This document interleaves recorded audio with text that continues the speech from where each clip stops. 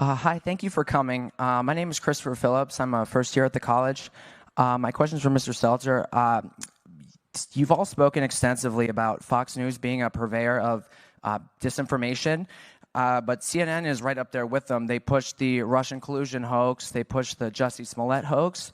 They smeared Justice Kavanaugh as a rapist, and they also smeared Nick Sandmann as a white supremacist. And yes, they dismissed the Hunter Biden laptop affair as pure Russian disinformation. With mainstream corporate journalists becoming little more than apologists and cheerleaders for the regime, is it time to finally declare that the canon of journalistic ethics is dead or no longer operative? All the mistakes of the mainstream media, and CNN in particular, seem to magically all go in one direction. Are we expected to believe that this is all just some sort of random coincidence, or is there something else behind it? Damn!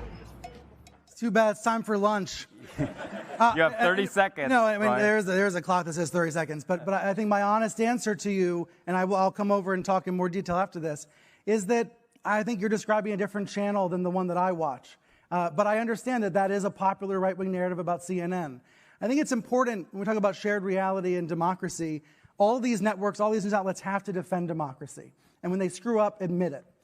But when Benjamin Hall, the Fox correspondent, was wounded in Ukraine, the news crews at CNN and the New York Times stopped what they were doing, and they tried to help. They tried to help him get out of the country. They tried to find the dead crew members. That's what news outlets do. That's how they actually do work together, to your question about sharing those kinds of connections and trust. We don't talk about it enough, though. We don't share that reality about how that happens. And with regards to the regime, I think you mean the President Biden. The last time I spoke with a Biden aide, we yelled at each other. So that's the reality of the news business that people don't see, that people don't hear. They imagine that it's a situation that it simply is not.